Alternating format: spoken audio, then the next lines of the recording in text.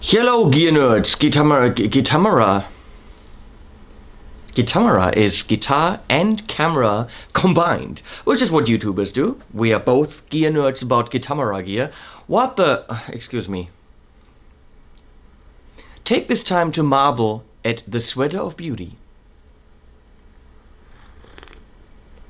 This is actually the sweater that I wore on the day that I first met Leslie a few years ago, which is why she fell madly in love with me. That's not true. That's totally true. You're not talking, you're not saying anything in front of the camera. I can spin tales about our relationship. She loves this. So, this is, again, something about GuitCon and camera gear. You might have seen the video where I show you all the stuff that we're taking to GuitCon before I went to Basecamp. And then at Basecamp we made a little video showing the room and how one of the HD rooms is going to hopefully run and be set up, of course, just nicer, taming the reverb.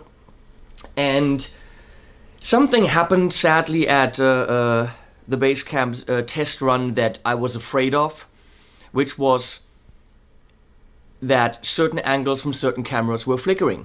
On the second day I had dropouts of about half a second and just a little bit of a black frame, and then another camera black frame, and that completely freaked me out because it's 2 weeks to GuitCon and I have two switchers that I can't trust because certain angles flicker.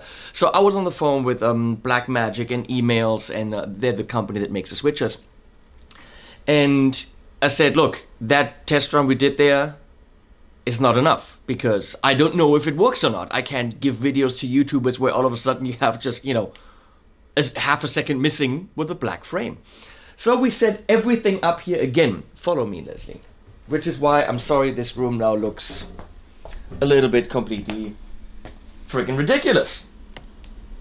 So, oh, before I forget it, look at the beauty of what I got from Chicken Picks.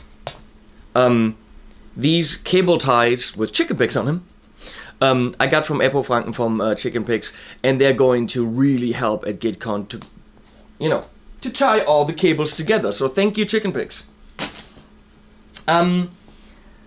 Yeah, just like at, if you've seen that GuitCon preparation video, this is our main thing that we're gonna get from Triad Orbit, the T3 stand with an O2X on it. We're gonna have a light, we have a camera, we will have, instead of this, come over here. Instead of this Blackmagic Video Assist, which I had to see what Kiana is doing while she was switching, we're gonna have actually a 27-inch monitor here. We're just gonna have to make the YouTubers look in here and not there, which is what I did when we tested. We have this clamp with a Rode NTG3. I'm mentioning all these companies because they're awesome to support us and send us all that stuff on loan so that we can use it. Which is why I'm saying Rode, Triad Orbit, you know? Not Blackmagic, they're not supporting us. But who is supporting us is Universal Audio. We tested one setup with my laptop, another setup with Kiana's laptop because that's what we're going to be using. So we have two of these Blackmagic production switches, and we have two of these hyperdeck recorders, two of these Apollos, and there's a whole third setup, which is my setup plus one of the Apollos that's still downstairs. Yeah, a whole shit ton of stuff. Again, loads of Triad Orbit stuff and lamps and boxes. But coming back to the problem of the dropout, I had this switcher in January before I went to my 4K setup, and I had the same problem. And I was afraid it would be doing it, which is why I was testing it vigorously. Now, what is that dropout problem? Because they don't know about it.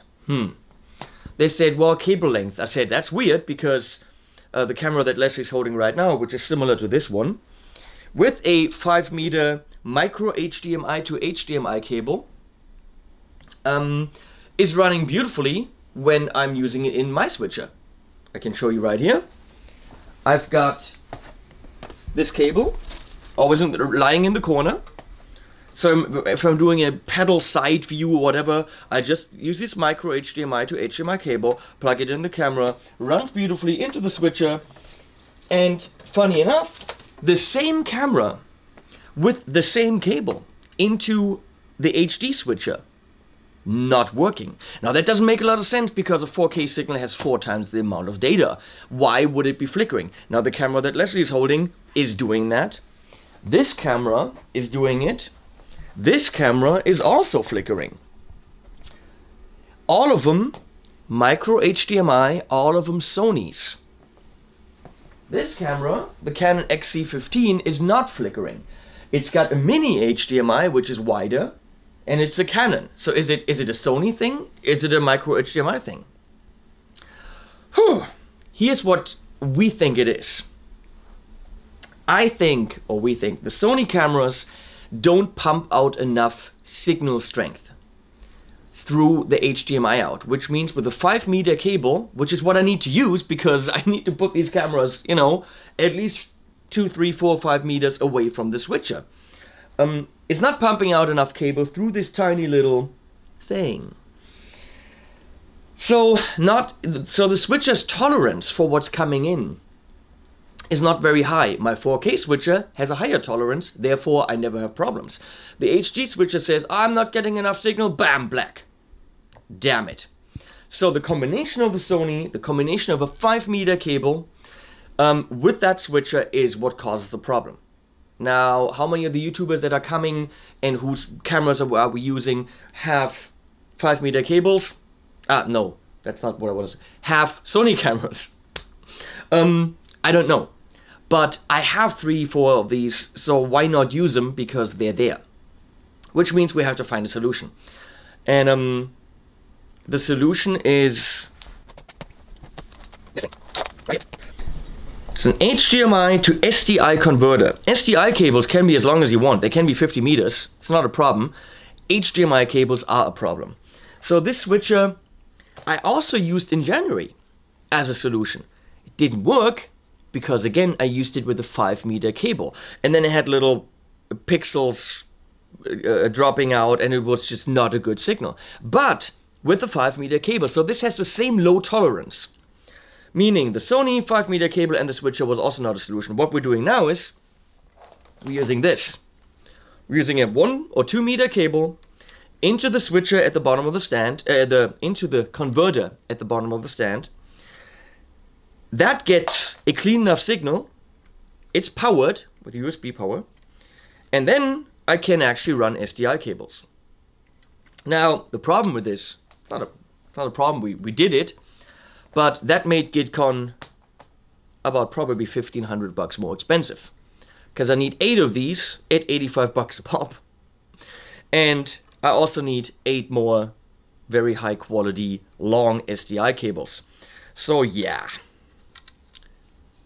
that's where a very high budget comes in, and that's where Warwick and Framus and the whole team there in AMPETE and over are killer, because they're saying, look, we need to make it work. If it doesn't work, then find out what we need to make it work. Well, painstakingly, through a couple of days of testing, this is what we need. And we're buying a whole bunch of things just on backup. Little things like this. This is a USB to Ethernet connector thingy, which I have for my laptop. Well, Kiana doesn't have one, so I bought one. So Kiana now has one too. The one that I bought for Kiana didn't immediately register on the laptop. So I was like, wait a second. It's registering now and it's all good. What if it does that during GuitCon? I have no spare. What do? Gotta order a spare. Most of what you see, we have extras of. Follow me. It's dark in here. This is not an extra one for this. This one broke, so we don't have 2 of these. These are for the stands. Yep. This is one of the rooms where we prep everything. Another converter is still in the box, just in case one of the switches goes down. This is still wrapped up, so hopefully if I don't need it, I can send it back, but we're not sure about it.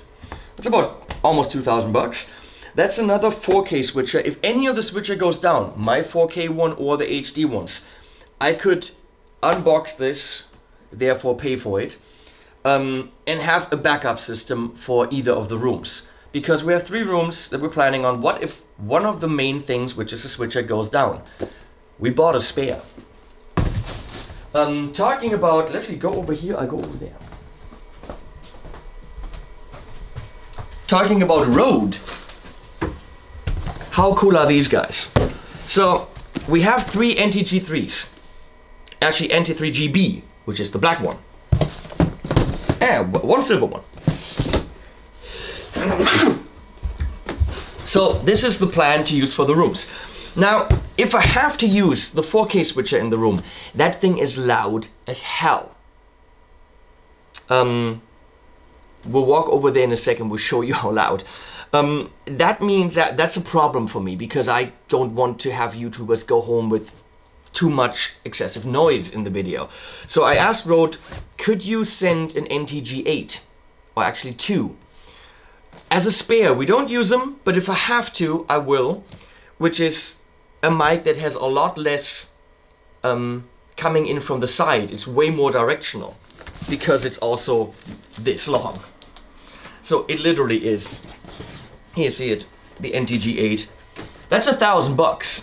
They sent 2 of them for me to use in an emergency, when there's too much noise. They also sent us, which is way cool, 1, 2, 3, 4, 5 Video Mic Pros to use if we want them around the facility.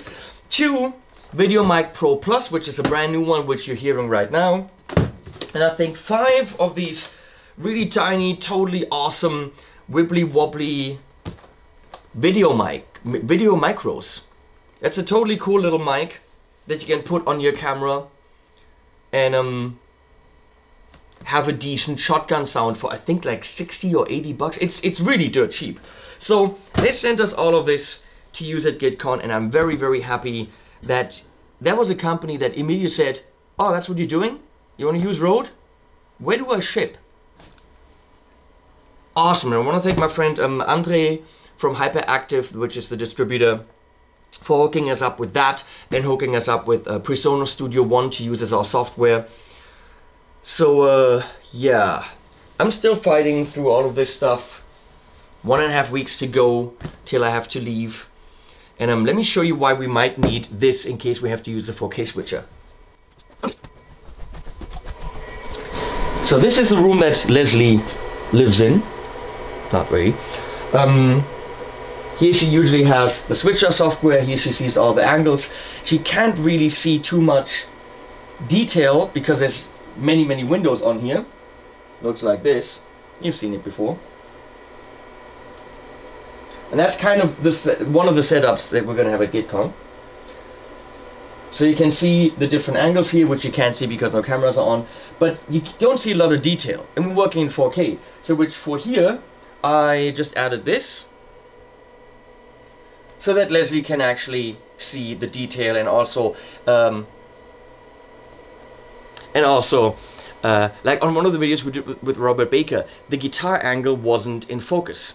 Well, we were wearing blindfolds, so we couldn't see it, and Leslie was trying to focus on a 16th of the actual resolution. Well, that's not really a good idea, so that's why for here we added that.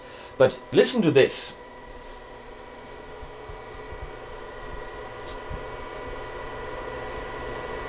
Are you listening to this? This is just the switcher. Gets incredibly hot and very, very loud. So it's impossible to actually have that in the same room where you're making the videos. Which means at GuitCon, this setup that I'm taking will actually be outside in front of the showers. If I have to use the spare switcher, I would have that in the room, which is why we have the NTG8 as a backup. Always think backup. Yeah, and I guess that's it. These are the preparations coming along, figuring out little problems, buying stuff to make them go away, and I think we're on the last stretch now. Everything's happening. Just need to pack it up and find out how I get everything there. Actually, let's do one more thing. We go into my very, very dirty basement. things you might not know or see. Racks that came from rock case, because we need to put all the stuff in racks. There's another one. Here's another Apollo. So pretend you don't see my dirty laundry. So Leslie, for some reason, absolutely hates IKEA, even though it is a magical kingdom. So here we have power strips that we bought. What are these for? Well, all the YouTubers, they need a place to charge their batteries, their phones, everything, you know, all the little chargers. So we're gonna make charging stations, and each of them will have a nice translucent little case, little, what's that thing called? Bucket. Box? Box! Labeled with a name where they can actually put all their stuff neatly and accurately. But here, what do we have here? We have a shit ton of rugs to tame the reverb in the rooms. So that is stuff that you won't see, no one's gonna talk about except me, just to show you what we have to think about to make these videos happen. To reduce the reverb in the rooms, we bought a boatload of rugs at IKEA so that you have videos without reverb in the voice. It's all for you. And yeah, we YouTubers, we like to impress. I don't know. I'm gonna go and have more coffee now. I don't know. Do you know where I put my coffee, Leslie? No. Studio. Studio, okay. Thanks for watching. An animal at the end that Leslie filmed somewhere for your viewing pleasure. Thanks for watching, guys.